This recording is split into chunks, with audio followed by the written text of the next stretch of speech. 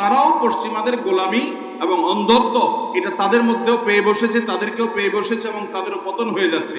কিন্তু তারপরে আমাদের চাইতে তারা এখনো এই দিক থেকে শতগুণ ভালো অবস্থানে আছে।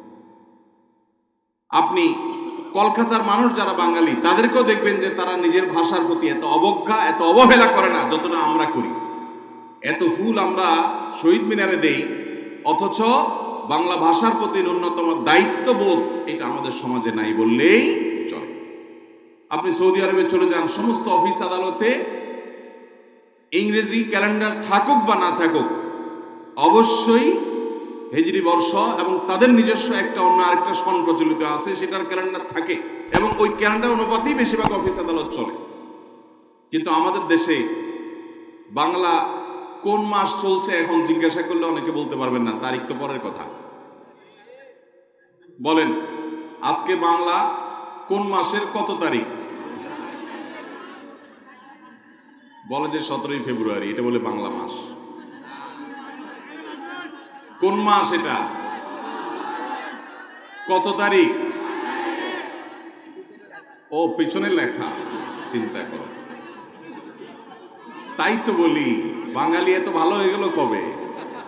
সুবহানাল্লাহ। ও নকল দেখে দেখে বলে দিছেন।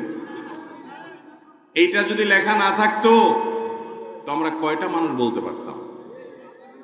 ভাইয়ের আমার, আমাদের মাতৃভাষার প্রতি, মায়ের ভাষার প্রতি আমাদের প্রথম কর্তব্য হলো এই ভাষা চর্চা করতে কোনো প্রকার হীনমন্যতা কাজ করতে পারবে। আমরা যদি মাতৃভাষার শব্দগুলো ব্যবহার করতে আমরা যদি হীনমন্য হই, আমাদের মধ্যে যদি অবহেলা থাকে, উদাসীনতা থাকে, তাহলে আল্লাহর দেয়া এই নিয়ামতের অবজ্ঞা করলাম, অবহেলা করলাম, অশ্রদ্ধা করলাম, দায়িত্ব জ্ঞানহীনতার পরিচয় দিলাম। এটা কখনো কোনো মানুষ দ্বারা করা কখনো সমীচীন হতে পারে। আপনি যদি আমার নবী করিম সাল্লাল্লাহু আলাইহি সাল্লামের ভাষার দিকে লক্ষ্য করেন, আপনি অবাক হবেন। নবী সাল্লাল্লাহু আলাইহি সাল্লামের যে সমস্ত মুআজিজা ছিল, অলৌকিকত্ব ছিল, এর মধ্যে একটা বিষয় এটাও যে তিনি যে ভাষায় কথা বলতেন সে ভাষায় তিনি সবচেয়ে শুদ্ধভাবে কথা বলতেন। তিনি বলছেন আনা আফসাহুল আরব, আমি তোমাদের মধ্যে সবচেয়ে বিশুদ্ধ আরবিতে কথা বলি। যারা আরবি ভাষা সম্পর্কে প্রাথমিক ধারণা রাখেন এবং নবী করিম সাল্লাল্লাহু আলাইহি সাল্লামের হাদিস সম্পর্কে যারা ঘাটাঘাটি করেন, তারা প্রত্যেকটা মানুষ বলতে পারবেন।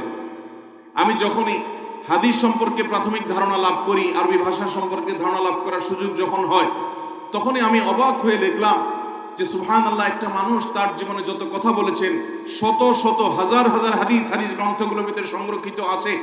নবী করিম সাল্লাল্লাহু আলাইহি সাল্লামের কোনো কথার মধ্যে কোনো প্রকার ভাষাগত ত্রুটি, বিচ্যুতি, ভুল, ভ্রান্তি এরকম কোনো কিছু আজও পর্যন্ত পৃথিবীর কোনো গবেষক বের করতে পারে নাই।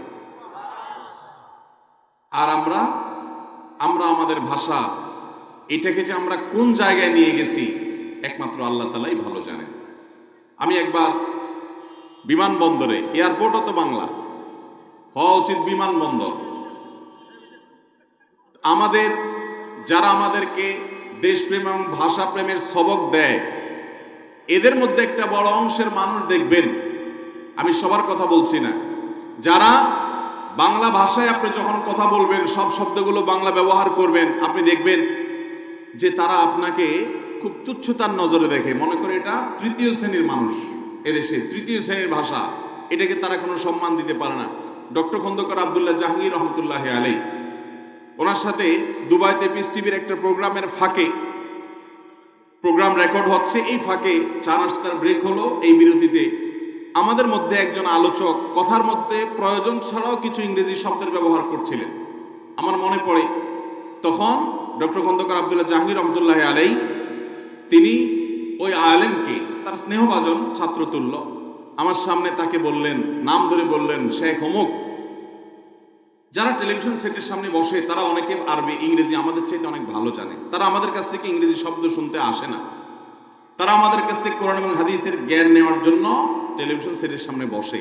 অতএব যেটা শব্দের প্রয়োজন, মানুষ বুঝবে না, না বললে, কেদারা বললে বুঝবে না, চেয়ার বলতে হবে, সেটা ভিন্ন কথা, কিন্তু এছাড়া প্রয়োজন ছাড়া একই কথা আমাদেরকে ইংরেজিতে বলার কোনো প্রয়োজন নাই। আপনি অবাক হবেন যে আব্দুল্লাহ জাহাঙ্গীর রহমতুল্লাহ আলাইহির ইংরেজিতে বই আছে, উনি অনেক মোটা বই লিখেছেন ইংরেজিতে, কিন্তু তার বক্তব্য আপনারা শুনেছেন না? অযাচিতভাবে ইংরেজি বলতে তাকে শুনেছেন আপনি? কখনো শুনবেন না। আমি একবার ঢাকা বিমানবন্দরে একটা আভ্যন্তরীণ ফ্লাইটে যাচ্ছিলাম কোথাও, তো বাসে করে ফ্লাইট পর্যন্ত অর্থাৎ বিমানের দরজা পর্যন্ত যাওয়া লাগে। এই পথটাতে আমি দেখলাম যে কয়েকজন যুবক উঠলো, ওই বাসের মধ্যে অনেক যাত্রী আছে, কয়েকজন যুবক উঠলেন। এই যুবক ভাইদের চেহারা ছবি দেখে বুঝতে কোনো কষ্ট হলো না, এরা আমাদের দেশেরই মানুষ। তারা উঠে দেখলাম যে তারা কোনো বিশেষ প্রয়োজন ছাড়া ইংরেজিতে কথা বলছেন। তাদের ইংরেজি কথাগুলো বোঝা যাচ্ছিল, এমন কোনো কথা না যে তারা এটাকে গোপন করার চেষ্টা করছেন। তাছাড়া গোপন করার উপায় নেই, কারণ আশপাশে সবাই ইংরেজি বোঝার কথা। কিন্তু তারা দেখলাম যে প্রয়োজন ছাড়াই সারাক্ষণ বসে নিজেদের মধ্যে ইংরেজিতে কথা বলল। কারণ ইংরেজিতে কথা বললে আমাদের মধ্যে একটা ভাব চলে আসে শরীরে, ঠিক না বে ঠিক? আমরা মনে করি যে আমরা খুব বেশি শিক্ষিত হয়ে গেলাম। ভাইরা আমার, নিজের মায়ের ভাষায় কথা বলতে কোনো প্রকার হীনমন্যতা আমাদের মধ্যে আসা উচিত। আমাদের শিক্ষা প্রতিষ্ঠান থেকে নিয়ে আদালত পর্যন্ত আমাদের সর্বত্র বাংলা ভাষার চর্চা নিশ্চিত করতে হবে, তবেই আব্দুস সালাম এবং আব্দুল জব্বার, রফিকুল ইসলাম, বরকতুল্লাহদের সে আত্মত্যাগ সার্থক হবে ইনশাআল্লাহ। আমরা শুধুমাত্র বছরে একদিন ওই ফুল দেওয়াটাকে দেশপ্রেম আর ভাষাপ্রেম বানায় নিলাম, আর সারা বছর জুড়ে মাতৃভাষাকে অপমান, অপদস্থ, অবহেলা, অবজ্ঞা, অশ্রদ্ধা, অসম্মান যতভাবে করা সম্ভব সবভাবে করলাম। তাহলে আমার মাতৃভাষার প্রতি আমার ন্যূনতম দায়িত্ব আমরা পালন করলাম। এত বেশি মাতৃভাষা নিয়ে কথা পৃথিবীর আর কোনো দেশ বলে কিনা আমি জানি না, কিন্তু আবার মাতৃভাষাকে এত অপমান, এত অবহেলা, এত অশ্রদ্ধা অন্য কোনো দেশ করে কিনা আমার জানা নেই। অতএব আমরা দায়িত্বশীল আচরণ করবো তো ইনশাআল্লাহ। আমার সৌদি আরবে আমি যখন ছিলাম 10 বছর, সেখানকার ইসলামিক অ্যাফেয়ার্স মন্ত্রণালয়ের অধীনে দাওয়া সেন্টারে, আমি পশ্চিম দমদম ইসলামিক সেন্টারে আমি কাজ করেছি। তো আমাদের দায়িত্বের অংশ ছিল বিভিন্ন মসজিদে মসজিদে গিয়ে বাংলা ভাষাভাষী যে ভাইরা আছেন আমাদের প্রবাসীরা, তাদেরকে দ্বীনি বিষয়ে নসিহা দেওয়া, তাদের দ্বীনি বিষয়ে সেবা দেওয়া, এটা ছিল আমাদের কাজ। এমনকি আমরা সপ্তাহে একদিন করে জেলে পর্যন্ত যেতাম, কারণ সৌদি আরবের প্রায় প্রত্যেকটা জেলখানাতে শুউনুদ্দিনিয়া নামে একটা বিভাগ আছে, যে বিভাগের কাজ হলো বন্দীদেরকে ধর্মীয় বিষয়ে তাদেরকে দীক্ষা দেওয়া, যাতে করে তাদের মধ্যে অপরাধ প্রবণতা কমে, তারা যেন আল্লাহমুখী তাদের মধ্যে বাড়ায়। এই জন্য আলেমদেরকে বিভিন্ন ভাষাভাষী, যেহেতু সেখানে বিভিন্ন দেশে মানুষ আছে, শ্রমিকরা আছে, প্রবাসীরা আছে, এই জন্য বিভিন্ন ভাষাভাষী আলেমদেরকে তারা নিয়োগ দিয়ে রাখে। এই আলেমরা গিয়ে সেখানে নসিহা করেন। তো আমার দায়িত্বের অংশ ছিল জেলখানা গেলে বাংলাদেশে যে কয়েদি ভাইরা আছেন তাদেরকে ডেকে আনা হতো এবং তাদের সামনে আমরা কিছু নসিহা করতাম। তো এরকম একদিন আমার মনে পড়ে যে আমার বাসার পাশে আমি যেখানে ছিলাম এবং যে অঞ্চলে আমার দায়িত্ব ছিল, সে অঞ্চলে একটা মসজিদে আমি কথা বলতে যাব বাংলায়। স্বাভাবিকভাবে আমি বাংলায় কথা বলবো, আমার বাংলাদেশি ভাইদেরকে যেহেতু আমি তাদেরকে লক্ষ্য করে কথা বলবো, বাংলায় কথা বলবো, আমি বাংলায় নসিহা করা শুরু করলাম। কিছুদিনের মধ্যে মসজিদের ইমাম সাহেবের কাছে কে বা কারা বলল যে উনি উর্দুতে বললে ভালো হয়। আমাকে তখন ইমাম সাহেব, উনি বেশ অনেক বড় একজন শিক্ষিত মানুষ এবং অনেক বড় একজন আলেম মানুষ, উনি আমাকে বললেন যে শেখ, তুমি তো উর্দু খুব ভালো জানো, হিন্দি খুব ভালো জানো। আমি আসলে হিন্দি উর্দু খুব ভালো জানি। আমার হিন্দি উর্দু শুধু না, বিভিন্ন ভাষা রপ্ত করা এটা আমার খুব পছন্দের একটা কাজ। এই জন্য চিটাঙের ভাষা আমি খুব ভালো করে বলতে পারি। আমি চিটাঙের ভাষা যখন বলি, অনেক সময় চিটাঙের মানুষ যারা আছে তারা নিজেরা রীতিমতো বিভ্রান্তিতে পড়ে যায়, লোকের বাড়ি চিটাগাং কিনা। এরকম আরো অনেক ভাষা আছে যে ভাষাগুলো আমি রপ্ত করাটা এটা আমার খুব পছন্দের একটা কাজ। তো উর্দু এবং হিন্দিতে আমি কথা বলতে পারি, এবং উর্দু হিন্দিতে কথা এত এত পরিষ্কারভাবে আমি বলতে পারি আলহামদুলিল্লাহ, যে ওই ভাষাভাষীরা আমার এরকম 1-2টা বক্তব্য শোনার পর তাদের মধ্যে তারা বলেছে যে লাগতা হ্যাঁ আবি আবি আপ হিন্দুস্তান সে আ চুকে हैं। তো আমাকে ইমাম সাহেব বললো যে ভাই, আপনি উর্দুতে বক্তব্য দিবেন এই মসজিদে। আমরা নামাজের পরে দাঁড়ায়া প্রবাসীদের যে মসজিদে বেশি উপস্থিতি ছিল সেখানে আমরা কথা বলতাম। তো আমি বাংলায় কথা বলতাম, উনি আমাকে বললেন যে ভাই, আপনি উর্দুতে কথা বলবেন। আমি বললাম কেন, আরবিতে তার সাথে কথা বললাম। তো উনি বললেন যে কারণ উর্দুতে কথা বললে এখানে বাংলাদেশি যারা আছে তারা তো বুঝবেই, পাশাপাশি ইন্ডিয়ান যারা আছে, পাকিস্তানি যারা আছে তারাও বুঝবে, তাহলে তোমার কথা দ্বারা বেশি মানুষ বুঝবে, এই জন্য তুমি উর্দুতে কথা বললে ভালো হয়। তো আমি ওনাকে বললাম যে আমার বাঙালি যারা হিন্দি শিখছে এদের বেশিরভাগ হিন্দি সিনেমা দেখে হিন্দি শিখছে।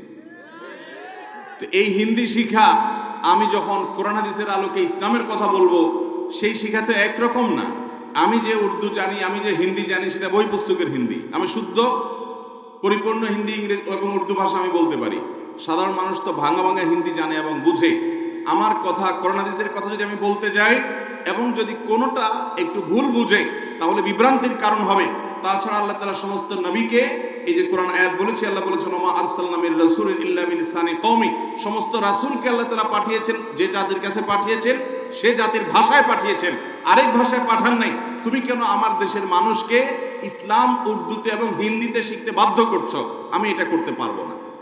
এই ভদ্রলোকের নাম ছিল ডক্টর আব্দুল করিম। ডক্টর আব্দুল করিম ইমাম সাহেবের নাম ছিল। তো আমি ওনাকে বললাম যে আমি এটা পারবো না, দুঃখিত। আমি উর্দু ভাষা খুব ভালো পারি, তুমি বললে আমি বাংলার মতো হুবহু একই গতিতে আমি উর্দু ভাষায় কয়েক ঘন্টা লেকচার দিতে পারবো, আমার কোনো অসুবিধা হবে না ইনশাআল্লাহ। কিন্তু তুমি আমার দেশের মানুষকে উর্দুতে ইসলাম শিখতে বাধ্য করবা, হিন্দিতে ইসলাম শিখতে বাধ্য করবে, এটা আমি করতে দেবো না, আমি রাজি না। উনি বললেন না, বেশি মানুষের ফায়দা হবে। আমার বেশি মানুষের যদি ফায়দা হয় তাহলে আরবিতে করলে আরো ভালো, কারণ যারা আরব দেশে থাকে, বাঙালি হোক, ইন্ডিয়ান হোক, পাকিস্তানি হোক, সবাই টুকটাক ভাঙাচোরা আরবি জানে, তাহলে আমি আরবিতেই লেকচার দেই। তখন উনি বুঝতে পারছেন না এই যুক্তিটা সঠিক না। তখন বলছেন ঠিক আছে, তুমি তোমার মায়ের ভাষা, মাতৃভাষায় কথা বলো এবং সে বিষয়ে তুমি বক্তব্য দাও। আমি বললাম দেখো, এই মাতৃভাষায় কথা বলার অধিকার ক্ষুণ্ণ করে অন্য ভাষায় কথা বলতে, অন্য ভাষাকে রপ্ত করতে, সেটাকে আয়ত্ত করতে, সেটাকে প্রতিষ্ঠিত করতে, মাতৃভাষাকে ইগনোর করতে বাধ্য করার কারণে আমার দেশের মানুষ আন্দোলন সংগ্রাম পর্যন্ত করেছে। বিধায় তুমি খবরদার আমাকে আমার মায়ের ভাষার বাইরে অন্য ভাষায় মানুষকে ওয়াজ করতে বাধ্য করো না, যেহেতু আমার অডিয়েন্স, আমার সামনে যারা আছে তারা বাঙালি, বাংলা ভাষায় কথা বলে। তারপর তিনি সরে গেলেন এবং আমাকে অনুমতি দিলেন, আমি বাংলা ভাষায় কথা বললাম, আলহামদুলিল্লাহ। তাহলে এভাবে আমাদেরকে মাতৃভাষায় কথা বলার অভ্যাস প্রত্যেকটা ক্ষেত্রে, আমাদের শিক্ষা প্রতিষ্ঠানে, আমাদের বেচা কেনায়, আমাদের বিভিন্ন জায়গায় এটার চর্চা বাড়াতে হবে ইনশাআল্লাহ। তাহলে হবে আমাদের আব্দুল সালাম, আব্দুল জব্বার, রফিকুল্লাহ এবং বরকতুল্লাহ এবং রফিকুল ইসলাম যারা জীবন দিয়েছেন, আত্মত্যাগ করেছেন, তাদের সেটা সার্থক হবে যদি আমরা সেটাকে যথাযথ ব্যবহার করি ইনশাআল্লাহ। দ্বিতীয়ত, মাতৃভাষার প্রতি আমাদের দায়িত্বশীলতার জায়গা থেকে, ভাষা যেহেতু আল্লাহ তাআলা আমাদেরকে শিক্ষা দিয়েছেন, এই ভাষার অপব্যবহার করা যাবে। আল্লাহর দেওয়া এই ভাষা দিয়ে যদি আপনি মুখ দিয়া গালি দেন, মুখ দিয়া কাউকে গালি দেন ভাষার অপব্যবহার করে, আপনি ভাষা ব্যবহার করে যদি কাউকে কটু কথা বলেন, কষ্ট দেন, আপনি ভাষার অপব্যবহার করে যদি আপনি কারোর বিরুদ্ধে গীবত করেন, পরনিন্দা করেন, সমালোচনা করেন, তার পেছনে আপনি ভাষার অপব্যবহার করে যদি মিথ্যা কথা বলেন, ভাষার অপব্যবহার করে আল্লাহর দেওয়া এই শক্তি, বাকশক্তিকে অপব্যবহার করে আপনি যদি মানুষকে প্রতারণা করেন, তাহলে এগুলো সবগুলো ভাষার সদ্ব্যবহার হবে না অসৎ ব্যবহার হবে? অতএব আমরা যদি ভাষার এই অসৎ ব্যবহার করি, তাহলে আমাদেরকে মাতৃভাষায় কথা বলার অধিকার যারা এনে দিয়েছেন, তাদের সে আন্দোলন, তাদের সে সংগ্রাম সার্থক হলো না। অর্থাৎ আমরা তাদের সে আন্দোলন সংগ্রামের প্রতি শ্রদ্ধা দেখালাম না। তারা আমাদেরকে ভাষার এই অপব্যবহার করবার জন্য ভাষায়, মাতৃভাষায় কথা বলার অধিকার এনে দেন নাই। ঠিক কিনা বলেন? অতএব মাতৃভাষার প্রতি আমাদের এই দায়িত্বশীলতা থাকতে হবে। আসুন আমাদের জবানকে আমরা হেফাজত করার নিয়ত করি ভাষারই মাসে, যে আল্লাহর দেওয়া ভাষা, এটা দিয়ে আমি একটা ভালো কথা বলবো, এটা দিয়ে আমি ভালো কাজ করব, এটাকে আমি কোনো মন্দ কাজে, মন্দ ক্ষেত্রে ব্যবহার করব না। চেষ্টা করব তো ইনশাআল্লাহ।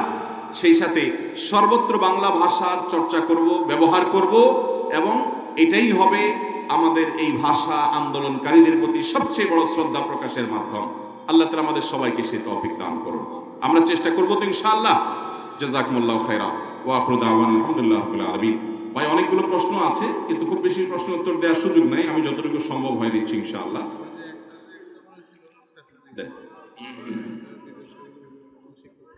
বুঝতে পারছি।